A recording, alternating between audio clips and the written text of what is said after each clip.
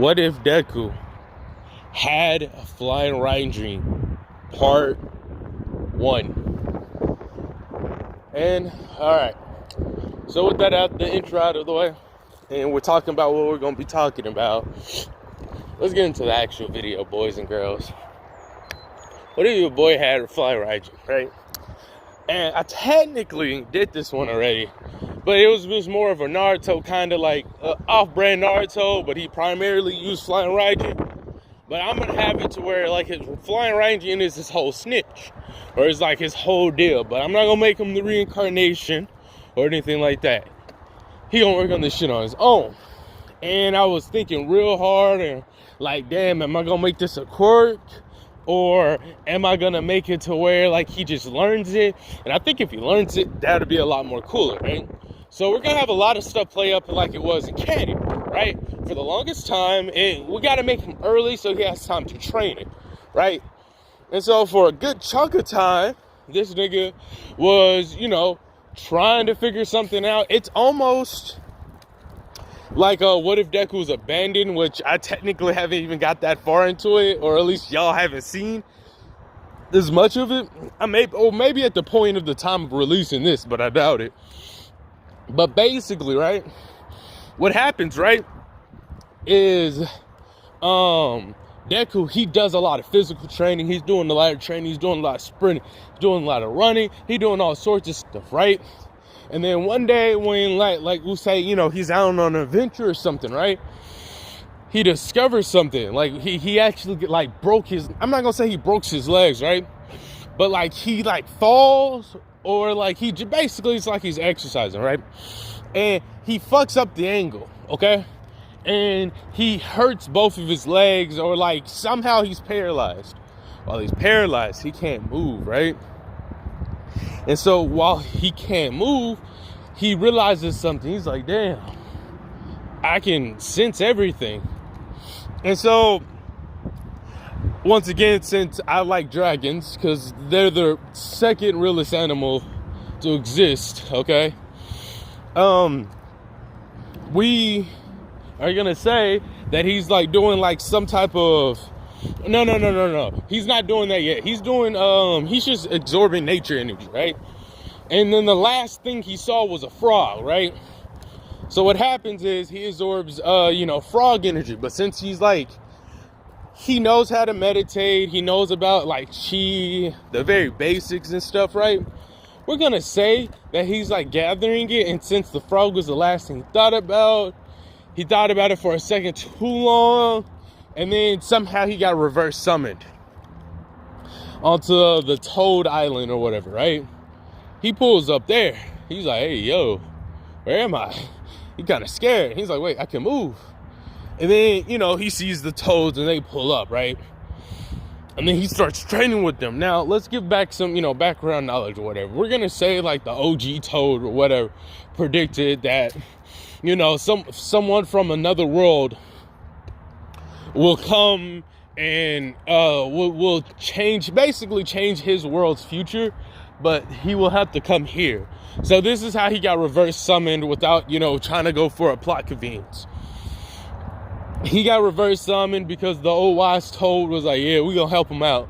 Now you might be like, okay, hold up now. If anybody's watched Naruto, you'd be like, wait, hold up. Can we even use these characters and stuff like that? But I'm like, yeah. Like, hold up. What I mean is, I don't know what time period this is gonna happen. So if y'all got a particular time period, cool.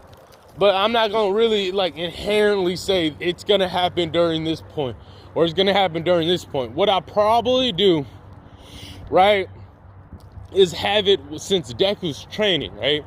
There's gonna be like scrolls of different techniques. Like let's just say Minato said, for whoever may come here in the future, I would like to leave something for them just in case. Basically saying like if anyone manages to make it up here on their own, they deserve the dub. So he left some articles and some of his stories. Jiraiya did the same thing, and we could also say Naruto did something similar. Aw, I want to pet y'all, but y'all might bite me. And so it'd be something to that effect, right? Where like every person that's been there has left like a note, like he's reading them, and he's like they like left knowledge of their techniques and stuff like that. He tried to perform some of them. He tried to perform the shadow clone. It worked, but it was like really difficult. Remember now, Naruto was only able to do it because of the 9 tails, on top of him being a Uzumaki. So even if Deku does do it, it will take some time. He tried to perform some other jutsu, but a lot of jutsus that Jiraiya used was toad based, so he was like, I'm not really feeling these. Then he tried to fly in raijin. He was like, all right, so I do this, and that, because it's not explicitly explained how it works. And then he's like, let me see. He throws it. He throws the kunai. He's like, all right. He tells one of the toads, come and attack me, while throwing up another kunai in the air. And then like he basically does like a teleport. He does the teleport, and he's like, hey, I might be able to get used to this. So for a good little while or whatever, he does this training. Now remember, I want to specify his age now that it's relevant, now that it's important. We can say your boy Deku's about 10-ish, okay? Because I don't want him to be the point where he's like in middle school, right? Oh, yeah, we're going to keep him where he's not in middle school. And he does all this training.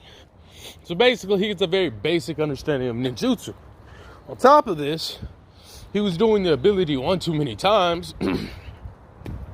And we could just say, like, he actually gets to talk to, like, Minato very briefly. It's like a weird, like, when you get teleported, it's like you're in a different dimension, almost like intertransmission. For any of those that seen T Kaiichi Budokai, god damn. Like, when he was doing the intro. If you know what I'm talking about, you know what I'm talking about. If not, oh well. But basically he gets to talk to him and get some information and tips on using the move, and tips on like Rasengan and other moves. He's not gonna use the Rasengan, but he might make his own variation of it, right? So then he was training for about a year. His mom was very worried about him, blah blah blah, but he was like, nah, it's okay. And his hero outfit's not gonna be reminiscing of All Might, because this Deku didn't have a quirk, and he still technically doesn't have a quirk. But he is very, very powerful, okay? So, he's like, alright, cool beans. He, basically, he mimics his, Minato. Because Minato was the only one he vibes with. Like, the things Minato standing for, the way he viewed things, his intellect, it's just like everything aligned it, with Minato, right? So that's where, a good chunk of his outfit would be like his custom outfit, or his hero outfit would be kind of like Minato, like in his likeness. So he's like, yeah, real nigga shit, right? And he basically spends all his time practicing his kunais, getting used to using that speed, getting used to using other techniques, because all it really is just stamina based, right? So he, in theory, is trying to get to the point where he could just spam his abilities back to back without anyone being able to touch him.